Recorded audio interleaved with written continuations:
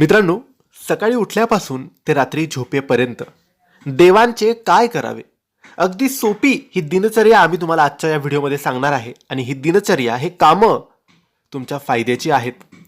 सकाळी उठल्यापासून, अंघोळ झाल्यापासून तर रात्री झोपेपर्यंत आपण जर या गोष्टी केल्या तर देवता आपल्या घरावर आणि आपल्यावर प्रसन्न होतील आणि सगळं दैवी शक्ती आपल्या घरात नांदेल आणि सगळं काही चांगलं होईल. आणि तुम्हालाही प्रसन्न वाटेल की मी काहीतरी करतोच आहे देवाचं. खूप मोठी सेवा नाही, खूप मोठी पूजा नाही, अगदी सोपी कामं आम्ही तुम्हाला आजच्या व्हिडिओमध्ये सांगणार आहोत. आपण सगळे देवावर श्रद्धा ठेवतो, पण एक प्रश्न नेहमी पडतो, देवांना खुश ठेवण्यासाठी नेमकं काय करावं? मोठी पूजा, मोठे यज्ञ, की काहीतरी सोपं?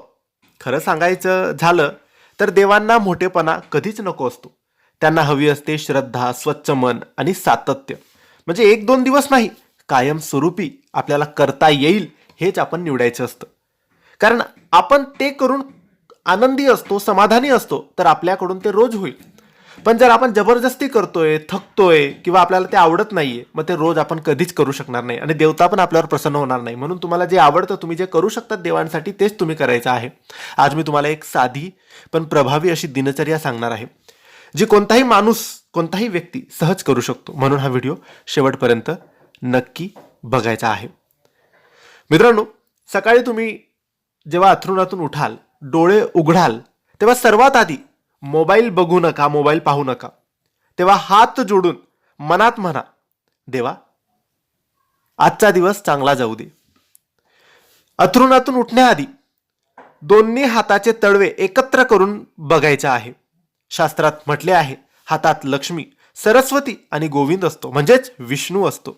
त्यानंतर घरातल्या देवघरासमोर जाऊन, म्हणजे आधी तुम्हाला अंथरुणातून उठल्यानंतर अंघोळ करायची आहे आणि नंतर काहीच नाही खायचं, काहीच नाही प्यायचं, सरळ देवघरासमोर जायचं आणि फक्त एक साधा नमस्कार करायचा.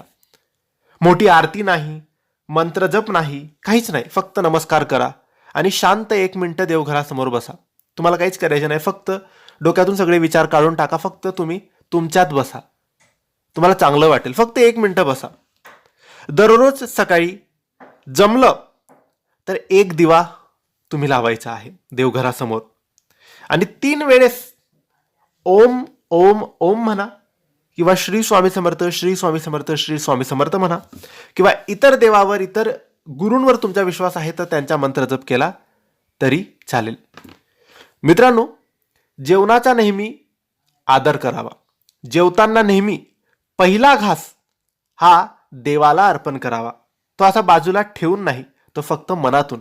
घास उचलल्यावर तो फक्त थोडा वेळ हातात धरा आणि देवाचे स्मरण करा. ज्याही देवावर श्रद्धा आहे त्यांचे स्मरण करा, मनातून करा आणि थोडा वेळ हातात राहू द्या आणि नंतर तो घास तुम्ही खा. कारण तुम्ही आधी तो घास देवाला दाखवला आणि मग तुम्ही खाल्ला. हे अन्नपूर्णेला प्रसन्न करतं.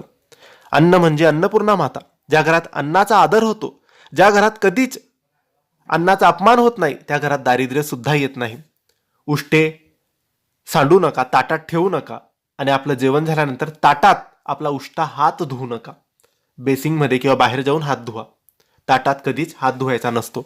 हे सुद्धा एक प्रकारचं पाप मानलं जातं. मित्रांनो, देवपूजा करून फायदा असो किंवा नसो, पण जर आपण लोकांशी वाईट वागलो, खोटं बोललो, शिवीगाळ केले, मोठ्यांचा आदर नाही केला, तर मग देवांची पूजा करून सुद्धा काही उपयोग नाही. कारण देवता ह्या मनुष्य रूपातच असतात. म्हणून सगळ्यांशी गोड बोला, समाधानाने वागा, शांततेने बोला, आदर करा, शिवीगाळ करू नका, खोटं बोलू नका, चांगला व्यवहार ठेवा, चांगले मार्ग निवडा. संध्याकाळी सूर्यास्तानंतर देवघरासमोर बसा, अगरबत्ती दिवा लावा, 2 मिनिटं शांत बसा. मनातल्या मनात देवाकडे तुमच्या चिंता व्यक्त करा. तुम्हाला तुमच्या मनात जे आहे ते देवाला सांगा आणि जे दिलं आहे त्याच्याबद्दल धन्यवाद रोज संध्याकाळी बोला. आता रात्री झोपण्यापूर्वी दिवसभरात झालेल्या चुका आठवा. मी काय चूक केली आणि त्या चुकांबद्दल देवाकडून माफी मागा आणि मनात म्हणत राहा, उद्या मी अजून चांगलं करण्याचा प्रयत्न करेन.